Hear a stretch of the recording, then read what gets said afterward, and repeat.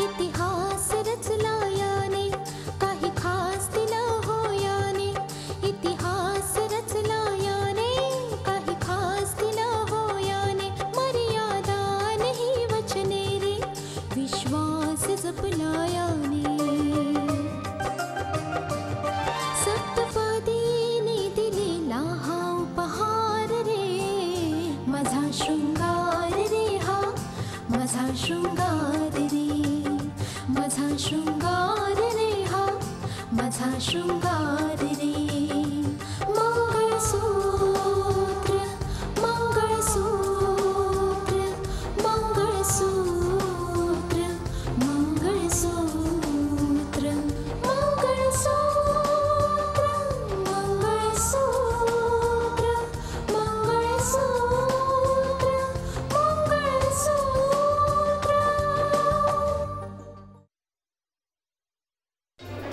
मला नाही वाटत की इतकं सर्व घडल्यानंतरही काका काकी योग्य मार्गावर येतील. I don't think so. आपली माणसं आपली असतात. अँड आय एम शुअर आपण त्यांची माफी मागितली तर ते आपल्याला जरूर माफ करतील. म्हणजे तुला म्हणायचं काय मानस? म्हणजे अर्थ अगदी स्पष्ट आहे. आपल्या बाळाच्या नामकरण समारंभात सहभागी होण्यासाठी मी इंडियात परत येतोय. तुम्ही काळजी नका करू, मी आपल्या बावलीची व्यवस्थित काळजी घेईन. ठीक. या दीदी या, बसा. आज खूप उशीर केला तुम्ही. हो, मी आज देवाकडे मनापासून प्रार्थना करत होते रितिकाच्या मुलीच्या दीर्घायुष्यासाठी. दीदी मग तुम्ही काय ठरवलंय? रितिकाने फोन करून बजावूनच सांगितलंय की आपण तिच्या मुलीच्या नामकरण समारंभासाठी यायचंच. हो हो, मला विचारशील तर आपण जायलाच पाहिजे. कोणी जर आपल्याला असा स्वतःहून मान सन्मान देत असेल तर आपण तिच्या सन्मानाची कदर करायला पाहिजे. दीदी जायला पाहिजे म्हणजे जायलाच पाहिजे. आणि रितिकाने मला फोनवर ही धमकी पण दिली आहे की आपण जर नाही गेलो तर ती आपल्याशी बोलणार नाही. मग तर मी जरूर जाणार. तसंही मी आधीच ठरवून ठेवलं होतं. अशा वेळी रितिकाला तिच्या आईची उणीव नक्कीच जाणवेल. आपण जर तिथे गेलो तर. तुमचं म्हणणं अगदी बरोबर आहे दीदी. अहो आपण तिथे गेलो तर रितिकाला शारदाची उणीव नाही जाणवायची. हो अंजना, आपण 1-2 दिवस आधीच जाऊया. तसंही रीती भाती सांभाळायचं काम तर आईच करते ना. अहो मुख्य म्हणजे दीदी मुलीच्या घरी आपण पहिल्यांदाच जातोय. रिकाम्या हाती तर आपण जाणार नाही. थोडी तयारी तर करावीच लागेल. हो हो, रितिका, तिचे पती, तिचे सासू सासरे, शिवाय तिच्या मुलीसाठी कपडे घेऊया. तिच्या सासरच्या लोकांनाही हे कळायला पाहिजे ना की रितिकाच्या माहेरची मंडळी येतात. हो दीदी बरोबर आहे, असंच करूया आपण. हो हो जरूर. अगं आपण दोघी आज्या जातोय ना तिथे नामकरण समारंभासाठी. हो दीदी, रितिका सांगत होती हा समारंभ मोठ्या थाटामाटात साजरा करायचा आहे. शिवाय आपल्यालाही खूप मजा येईल. त्याचबरोबर तिथे स्नेहाशी भेट होईल आपली. नको घेऊस नाव तिचं. तू वारंवार माझ्या दुखऱ्या जखमेवर बोट का ठेवतेस? तुला माहितीये ना आपण रितिकाच्या मुलीच्या नामकरण समारंभासाठी जातोय, स्नेहाला भेटायला नाही. ठीक आहे दीदी, माफ करा मला. आता मी हा विषय पुन्हा नाही काढणार मुळीच.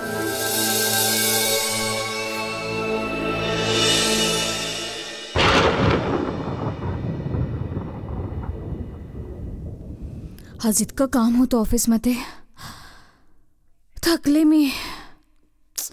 राधा, पाणी दे. मम्मी मी आले हो. राधा, कोणी ऐकत का नाहीये? मम्मी, अरे मला वाटतं बहुतेक घरात कोणी नाहीये, कदाचित बाहेर गेले असावेत. राधा पण ना.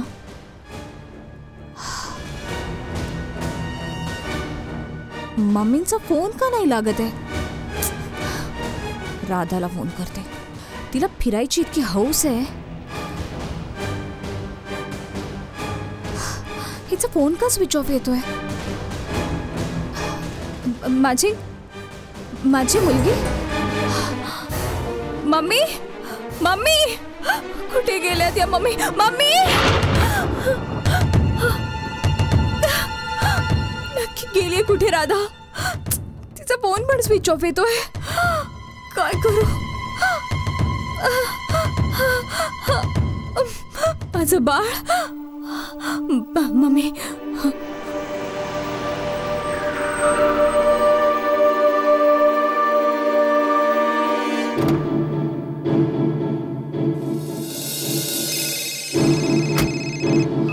हॅलो. हॅलो मम्मी, तुम्ही कुठे आहात तुम्ही? अगं मी मार्केटमध्ये सुनबाई. काय झालं? काही काम होतं का? हो ते माझी बाहुली. मम्मी बाळ तुमच्याकडे आहे का? नाही, मी तर बाळाला घरीच ठेवून आले होते राधाजवळ. मम्मी राधा घरात नाहीये. तिचा फोन पण स्विच ऑफ येतोय. घराचा दरवाजा उघडा आहे. काय? हो म्हणजे मी काय करू? तुम्ही लगेच निघून या घरी आताच्या आत. काय करू? कुठे गेली असावी? राधा, राधा, काय माहित कुठे मेली ही. तिला किती वेळा सांगितलंय न सांगता घरातून निघून जाऊ नकोस म्हणून. विचारत सुद्धा नाही कधी. आज येऊ दे, खबर घेते चांगली तिची. जायचं तर निघून जाऊ दे गावाला तिच्या. मला नाही ठेवायचं तिला. अगं सुजाता, कुठे सापडली का ती? नाही हो, तुम्ही काळजी करू नका. शेजारी पाजारी इथेच कुठे गेली असेल. आजूबाजूला सगळीकडे शोधून आलोय मी. मार्केट मधल्या एक दुकानात जाऊन बघितलंय. येणाऱ्या जाणाऱ्या प्रत्येकाचा चेहरा निरखून बघत होतो मी, पण कुठे नाही सापडली ती.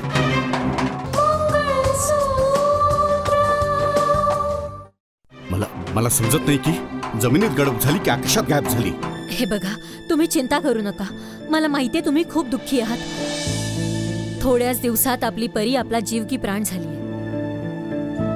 आता असं वाटतं की तिच्याशिवाय आपण जगूच शकणार नाही. खरंय तुझं सुजाता. नाही राहू शकत आपण आपल्या परीशिवाय. काय की एका दिवसासाठी जरी तिला आपल्यापासून वेगळं केलं तर आपण तडफडून मरून जाऊ. जसं पाण्याशिवाय तो मासा तडफडून मरतो. हो हो, तुम्ही अजिबात काळजी करू नका. आज येऊ देतच तिला मी अद्दल नाही घडवली तर माझं नाव पण सुजाता नाहीये. तू खूप सूट देऊन ठेवलीस त्या मोलकरणीला. किती वेळा सांगितलं की तिला डोक्यावर बसून ठेवू नकोस म्हणून. ज्या क्षणी ती सापडेल ना, आजच तिचा काय तो हिशोब करून टाक आणि हकलून द्या तिला इथून. एक वार ती घरी तर येऊ देत. बघा मग मी काय करते तिची अवस्था. ते सोड, आधी तू तुला शोध. तू एक काम कर, तू आपल्या आजूबाजूच्या भागात बघ. मी पुन्हा एकदा जाऊन मार्केटमध्ये बघतो, कदाचित कुठेतरी दिसेल ती. आणि सुजाता, जर तुला ती सापडली तर मला फोन करतो. आणि जर मला सापडली तर मी तुला फोन करेन. हा ठीक आहे. कुठे गेली असेल ही राधा? मला तिचा संशय यायला लागलाय. कायम फसवत आलीये ती. घरातल्या वस्तू गायब होत होत्या. काही विचारलं तर कायम टाळाटाळ करत असते. मला वाटायचं की ती लाचार आहे. काय ती माझ्या सहानुभूतीचा गैरफायदा तर घेत नाहीये. यावेळी मी तिला नाही सोडणार. बघतेच मी. Good afternoon madam. इन्स्पेक्टर, मी एक अर्जंट बोलण्यासाठी फोन केलाय. तुम्ही एक रिपोर्ट लिहून घ्या. Urgent report? कशासाठी? मी काय समजलं नाही मॅडम. तसं काय इन्स्पेक्टर, माझी मुलगी हरवली आहे. काय? तुमची मुलगी? हो, माझे सासू सासरे घरात नव्हते आणि माझी मेड सर्वंट राधा ती घरात होती. तिच्याकडे होती माझी मुलगी. मॅडम, तुमच्या सासूबाई तुमच्या मुलीला फिरायला तर नाही घेऊन गेले? मी सर्व ठिकाणी शोधून आले. ती कुठेही गेलेली नाहीये. माहित नाही कुठे गेली ती. म्हणजे याचा अर्थ असा होतो की सर्वंटीला घेऊन गेली? हो, मला वाटतं की तुम्ही लगेच ऍक्शन घ्यावी. सगळीकडे नाकाबंदी करा. बस स्टेशनवर, रेल्वे स्टेशनवर, प्रत्येक ठिकाणी पोलीस तैनात करा तुम्ही. नाहीतर ती राधा माझ्या मुलीला घेऊन शहराच्या बाहेर निघून जाईल. डोंट वरी मॅडम, तुमची मुलगी नक्की सापडेल. आम्ही तिला शोधण्यासाठी जमीन आसमान एक करून टाकू. तुम्ही बिलकुल काळजी करू नका मॅडम. ठीक आहे इन्स्पेक्टर, मी वाट बघेन तुमच्या फोनची. मॅडम, तुम्ही भरोसा ठेवा माझ्यावर. मी तिला लवकरात लवकर शोधून काढेन. ओके.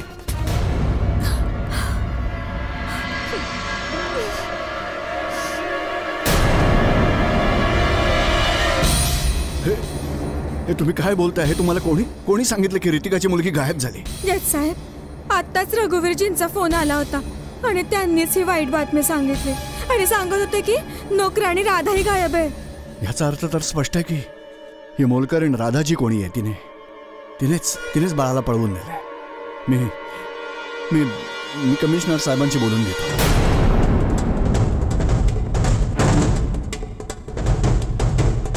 कमिशनर साहेब, मी आदित्य प्रताप बोलतोय. नाही, मी शहरात नाही. मी सध्या गावी आलो होतो एका कामासाठी. नाही हो, काहीच ठीक नाही आहे. हे बघा, माझी जी मुलगी आहे ना, रितिका, हो रघुवीरजींची सून आहे ती, मानसची पत्नी. तिची मुलगी माझी नात गायब झाली आहे. त्या लोकांना संशय की त्यांची एक मोलकरणी होती राधा. तिने बहुतेक त्या मुलीला पळवून नेलं आहे आणि मला वाटतं की प्रकरण असंच काहीच आहे. हे बघा, तुम्ही काही करा, माझ्या मुलीचं बाळ तिला परत मिळवून द्या. हो, मला पूर्ण भरोसा आहे तुमच्यावर, पूर्ण भरोसा आहे पोलीस फोर्सवर. तुम्ही please handle this with top priority. हो, मी शहरात येतोय. बरं, थँक्यू व्हेरी मच. ओके, मी आलोच.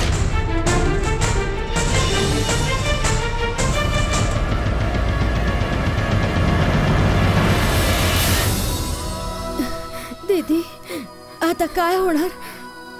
परमेश्वर त्या बाळाचं रक्षण करेन. अंजना, यावेळी आपण रितिकाच्या जवळ असायला पाहिजे. हो दीदी, रितिकावर तर दुःखाचा डोंगर कोसळलाय. हो अंजना, एका क्षणात तिच्या ममतेवर घाला घातला. पण वाईट तर या गोष्टीचं वाटतंय की रितिकाच्या ममतेवर घाव घालणारी एक बाईच आहे. खरोखर घोर कलियुग आहे की एक बाई दुसऱ्या बाईची कूस रिकामी करते. दीदी, ती नोकराणी बाळाला घेऊन काय करणार? स्वतःच्या मुलासारखं सांभाळणार ती? मुलं तर ती लोक सांभाळतात ज्यांच्या काळजात ममता असते, आणि ज्या बाईच्या काळजात ममता असते ती असं नीच काम कधी नाही करू शकत. दीदी, नोकराणीने नक्कीच बाळाला वाईट उद्देशाने चोरलं असणार.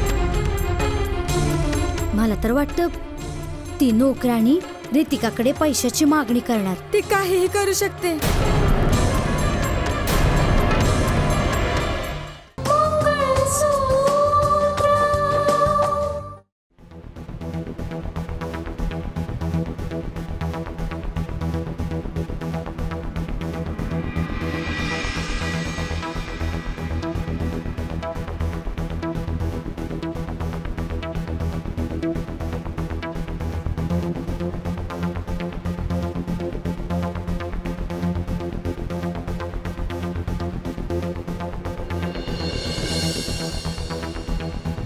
सूर्या, मी सगळ्या बाजूने विचार केलाय.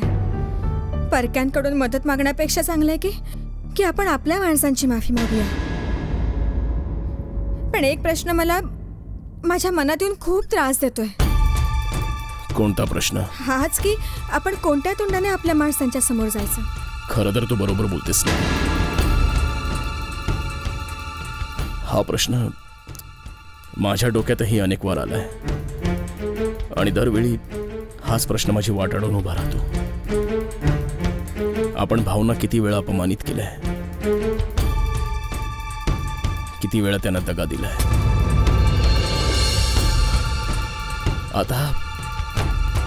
आता तर त्यांच्यासमोर जायलाही मला भीती वाटते. रितिकालाही अपमानित करण्यामध्ये आपण कोणतीही कसर नाही सोडली. हो, तू बरोबर बोलतेस नेहा. आपण आपले रस्ते स्वतःच बंद केलेत. हे समजण्यासाठी आपण खूप उशीर केला की वाईट कामांचा परिणाम कायम वाईटच होतो. हे बघ सूर्या, जोवर रितिकाचा प्रश्न आहे, मला नाही वाटत की ती आपल्याला कधी माफ करेल. पण मला असं वाटतं की भाऊजी आपल्याला जरूर माफ करतील.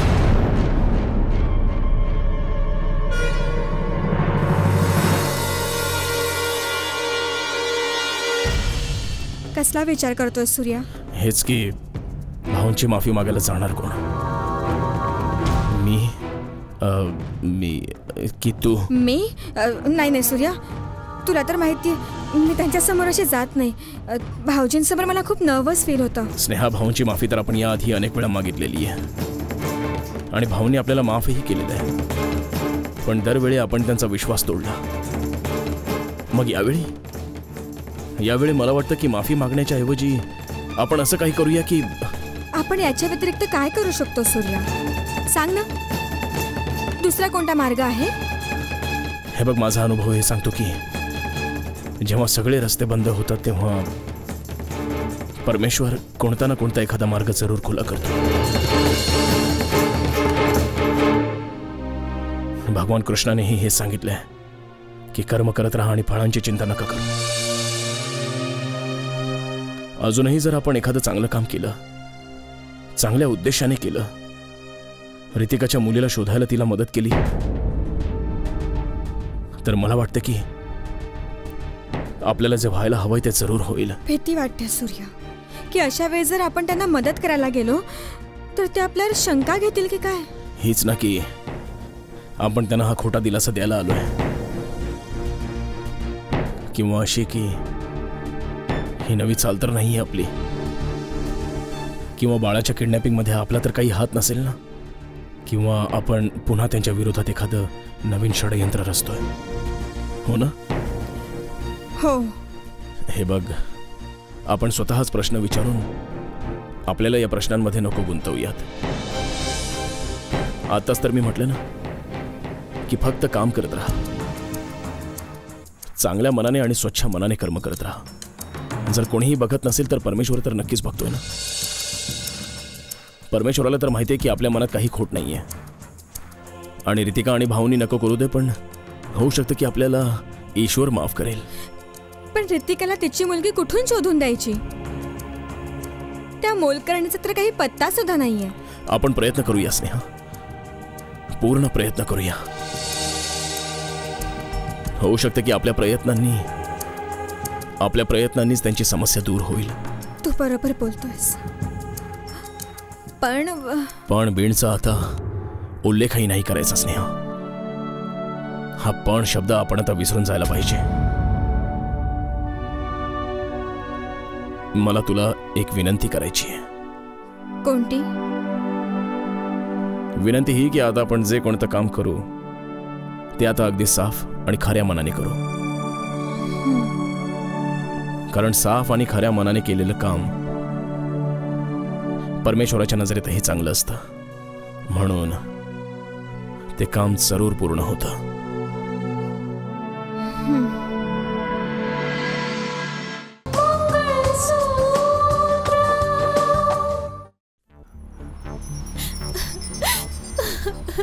अरे या प्रकाराला जबाबदार तू आहेस. तू मग रड, आता खूप रड,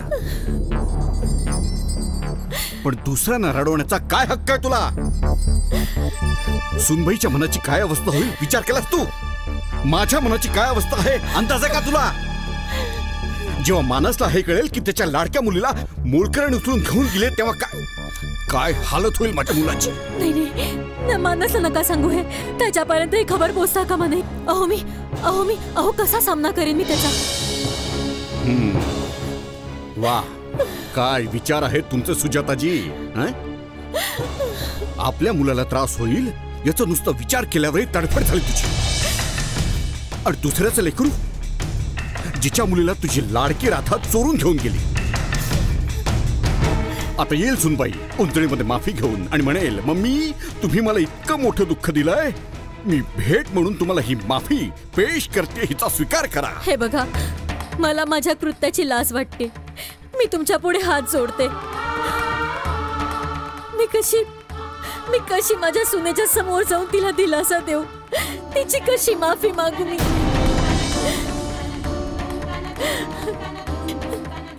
त्यापेक्षाही धरणी फाटून मी त्यात समावून जाईन. येऊ दे त्या राधाला. मी तिचा गळा नाही दाबला तर बघाच तुम्ही. बस तीच तर शिल्लक दुनियेमध्ये एक महामूर्ख. हाय, ती येईल तुझ्याजवळ आणि येऊन म्हणेल, बाई साहेब मी आलीये परत. मी तुमच्या नातीला पळवलं होतं. तुम्ही एक काम करा, माझा गळा दाबून टाका, मारून टाका मला. तुमच्या हातून भरून माझा उद्धार होईल, मला स्वर्गाची प्राप्ती होईल. याच कारणासाठी तर मी तुमच्या नातीला चोरून नेलं होतं. मारा मला, मूर्ख कुठली. काय माहित कशी असेल ती, कोणत्या अवस्थेत असेल. काय झालं तुम्हाला? अहो काय झालं तुम्हाला? हे बघा, जे काही झालं त्याची गुन्हेगार मी आहे. जी शिक्षा द्यायची ती मला द्या तुम्ही, पण तुम्ही स्वतःला सांभाळा. कसं सांभाळू सांग मी स्वतःला? कशी समजूत काढू मी माझ्या मनाची? जेव्हा माझा तरुण मुलगा घर सोडून निघून गेला होता, मला माहिती होतं की त्याच्या सासूरवाडीत सुरक्षित आहे तो, तरीही मी स्वतःला सांभाळू शकलो नव्हतो. मोठ्या मुश्किलीने सांभाळलं होतं मी स्वतःला. आणि आज तर माझी निराकस परी काय माहित कशी असेल, कुठल्या अवस्थेमध्ये असेल. हे बघ सुजाता, लोक म्हणतात की रघुवीर एक कणखर माणूस आहे जो कधी नर्वस नाही होत. पण मला माहिती सुजाता, मला माहिती की नात्यांच्या बाबतीत मी किती कमकुवत आहे. जेव्हा माझ्या आपल्या माणसांवर संकट येतं ना, तेव्हा स्वतःला सांभाळणं खूप अवघड होऊन बसतं. मी खूपच कमकुवत माणूस आहे सुजाता, खूपच कमकुवत माणूस. हे बघा, असं बोलला तर कसं होणार आपलं? कोणता ना कोणता मार्ग तुम्हाला काढायलाच हवा.